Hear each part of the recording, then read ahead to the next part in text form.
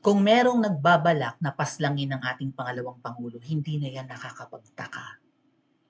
Kasi kung hindi nila kayang, di ba, tanggalin si VP Sara through impeachment, baka mamaya, di ba, napagtangkaan na ang buhay ng ating pangalawang Pangulo. Sinabi niya na yan sa interview. Yung saksak niya sa liig, hindi operasyon yun. May balak sa kanyang gumurugor, pero hindi nga raw nagtagumpay. Galing mismo sa bibig ni VP Sara yan. Paanong makakalapit sa iyo ang magtatangka sa buhay mo kung wala silang alam sa mga lakad mo? Kung hindi mo sila kasama at kung hindi rin nila alam ang mga itineraries mo or ang mga appointments mo. Okay? Kailangan nilang alisin si VP Sara sa kahit anong paraan. VP Sara, mag-ingat ka rin. Kung hindi ka man nila paslangin, barilin, ipasniper, ipasaksak, natitiktikan ka kahit sa airport, di ba? Nakunan ka ng screenshot. May nag-share ng screenshot ng CCTV sa NAIA. Nalaman kung napupunta ka at mag-a-abroad kasama ang mga anak mo at asawa. O, what else? Open ko lang ha. Nasaan ka na, Day? Naku, nawala, Day. Naku, nawala, Day. Dali. Bear with me. Ay, nasave ko yun. Alright. OMG. Whether you like it or not, may mga ahas sa palibot ng pangalawang Pangulo natin. Okay, this was shared by Tio Moreno and dito makakakuha tayo ng clues, mga kababayan. Okay? Ayun, going back, kung hindi ka man nila masaksak, VP Sara, mapasniper, right? Mabaril.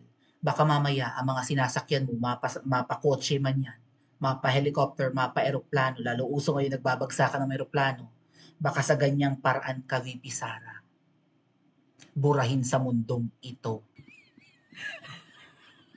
Kaya mag-iingat ka hanggat maaari. Ganyan kapiligroso ang buhay, di ba?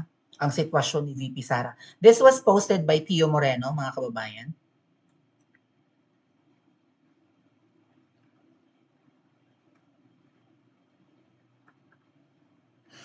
I think isa siya sa ipapatawag ng TRICOM. Was he though? Yeah, I think so, no? Parang part siya ng Noisy 37. So, ito yung post niya.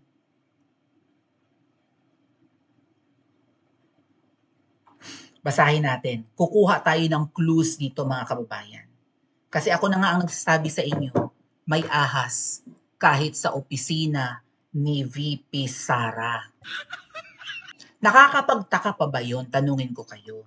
Ay, yung iba dun, yung ibang staff naman na nandun, staff ni Lugaw. Hindi naman na pag-upo ni VP Sara as Vice President, lahat ng mga staff ni Lugaw noon, ng aking BFF Lenny, ay inalis niya at pinalta niya ng bago.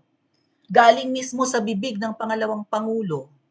Yung iba dyan sa aking mga staff, mga ano yan, mga kakamping, pero love nila ako.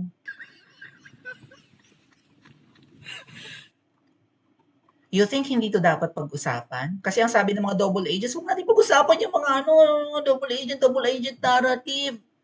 Simple lang ang ibang term for double agent, ahas.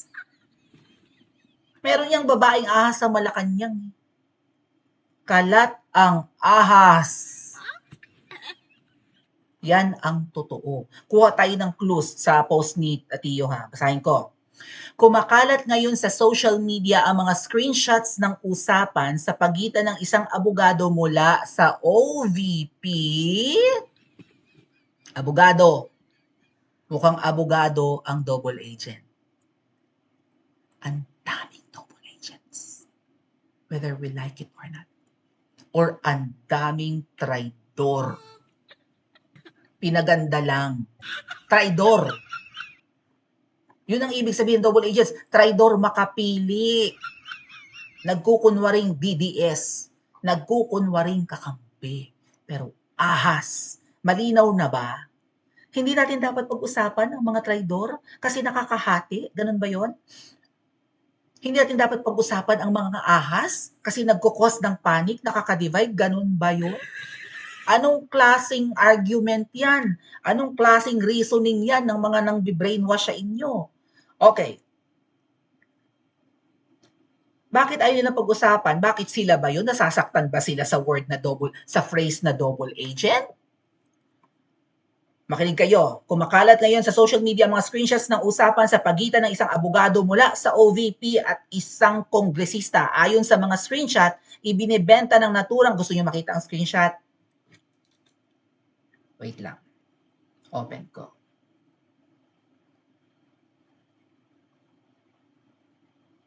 Actually, hindi pa ito. May iba pa. At mismo, VP Sara, sana makarating to sa'yo. Kumita. Ako, ba yan? Mamaya na lang. May mga empleyado ka, VP Sara, na nabe-brainwash na ng mga double agents. Nauuto na. At ang mga empleyado mo naman, oo na lang ng oo, agree na lang ng agree. Akala kasi nila kakampi yung kausap nila. Sorry. Oh. Ayon sa mga screenshot, ibinibenta ng naturang abogado ang ilang impormasyon sa nasabing kongresista tungkol sa mga pangyayari sa loob ng opisina, kabilang ang insidente ng pagnanakaw sa Extension Office sa Tondo, Maynila. May opisina si VP Sara sa Tondo. Ang lokasyon ni Attorney Zulaika Lopez, binibenta ng ahas na abogado sa loob ng opisina ni VP Sara. Mga sensitibong detalye tungkol sa impeachment. Yung mga magagamit ng mga ebidensya laban kay VP Sara sa kanyang impeachment, nire-release at nilileak ng abogado mula sa OVP. Sino ang ahas na ito? Yan ang tanong. Mga video mula sa Veterans Hospital na nagpapatunay na walang direktang pananakit na ginawa si VP sa mga pulis. Nililinaw ko po na wala akong kinalaman sa usapang ito at hindi ako konektado sa naturang abogado na nagbibigay ng impormasyon sa isang kongresista. Walang link, sabi ni Tio, wala siyang link sa abogadong yun na ahas o isa ring double agent. Ang video ko mula sa Veterans Hospital nung hinaras ng HOR si VP Sara at si Attorney Lopez ay isa sa mga ibinentang impormasyon. What? Galing kay Tio yung video? Dahil ang video kong yon ang patunay na walang kasalanang direct assault si VP Sara, pati na rin sa iba pang paano nakarating ang video mo, Tio, doon sa abogado? Yun ang tanong. Right? Nakalkal ng abogadong yun ang video mo? Paano na-retrieve sa'yo kung meron ka nun? Yun ang mga tanong. Kaya siguro si Tio parang naging defensive dito. Bakit video mo ang nandun? Bakit na ipadala sa kongresista ang video ang kinuha mo? Siguro ganun, ano? Dahil ang video kong yun ang patunay na walang kasalanang direct assault, pati na rin sa iba pang kasong isinampal laban sa kanya ng mga pulis. So magagamit yung video na yun. Baka binigay ni Tio kay VP Sara. Ito yung proof, nag-take ako ng video, wala kang direct assault na ginawa. Binigay siguro kay VP Sara, for some reasons, na papunta sa isang abogado na itinawid naman sa isang kongresista. Na siguro ay gagamit nun para sa impeachment ni VP Sara. Hindi ko kailanman tatraydorin si VP Sara at ang pamilya Duterte, sabi ni Tio. 2 na ang kasong kinakaharap ko dahil sa aking pagsuporta sa kanila. Sinubukan na akong bayaran ng ilang milyon ng isang kongresista para bumaliktad sa mga Duterte pero hindi ko tinanggap dahil may prinsipyo ako at disenteng trabaho. Alam ko malaking kita ni Tio eh. Nagkasama kami nito sa Hong Kong, mga kababayan. Kung may traidor man, sila yung mga nagpapanggap na kaibigan ng mga Duterte at ng kanilang malalapit na kasama, pero ang totoo ay nag-spy at nagbebenta ng impormasyon lang pala. So, sino itong abogado na kaibigan ng mga Duterte at malalapit na kasama, pero taga-OVP? Tio. Marami sila at alam namin kung sino sila. Naglalaro lang din kami. Maraming salamat po. Ang point ni Tio, maraming ahas. Alam daw nila kung sino ang mga ahas. Malalapit sa mga Duterte. Bukod sa mga malalapit sa Duterte, nabanggit dito ni Tio, isang abogado from OVP. Kasi si Tio, kaya na-intriga na siya yung nag-leak, mga kababayan. Si Tio kasi nagtitake rin ng law. Nag-aabugas siya rin yan. Kaya lang tinigil niya yata. Mukhang hindi kaya ng oras daw niya. Okay? So, ito yung mga screenshot, mga kababayan.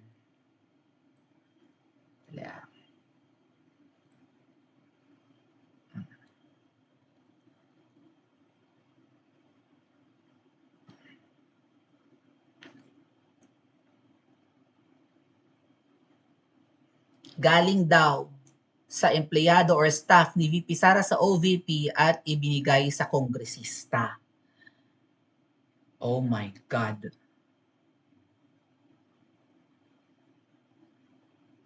May sinend na document, picture ng document. Hi, these are the details I was referring to. Same arrangement as before. Update me on this.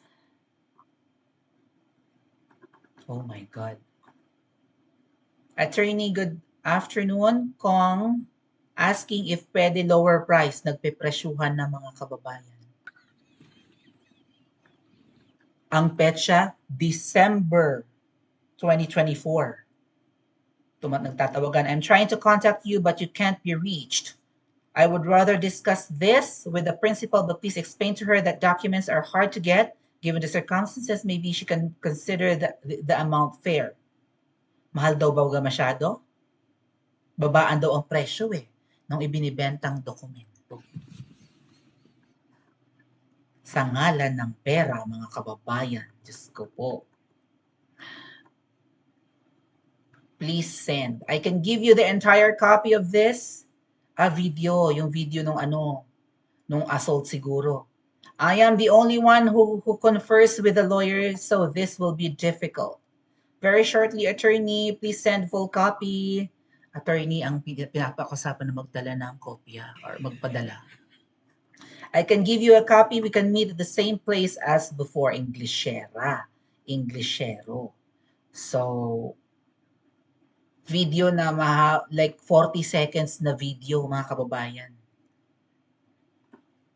At may kopya yata yan or si Tio nag-take din ng video na yan or something, ganun.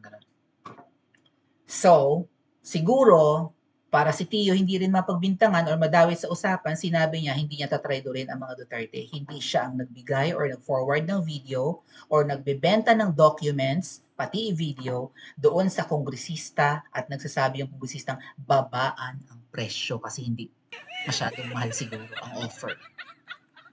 VP Sara may ahas. May double agents sa opisina mo. May isa kang empleyado na bini-brainwash ng double agents.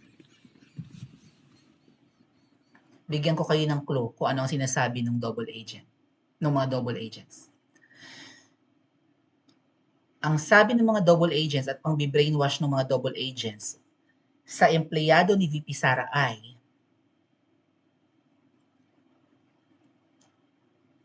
gawan natin ng paraan na huwag nang mag-EDSA ang mga tao. At nag-agree naman VP Sara ang empleyado mo. Huwag nang mangumbinsi ng pupunta ng EDSA. I have proof. Aside from yung mga proof na pinakita natin kanina. Ang daming ahas. Ang daming double agents. Yung mga ayaw pag-usapan yan, ano sa tingin nyo? Kakampi ba natin sila o kaaway? Naniniwala ba kayong maraming ahas? Hindi lang sa mga vloggers, sa mga politiko, sa mga groups ng mga Duterte supporters, kundi mismo sa loob ng pugad ng pangalawang Pangulo? Pa-comment po sa comment section at mag-like and subscribe din po kayo.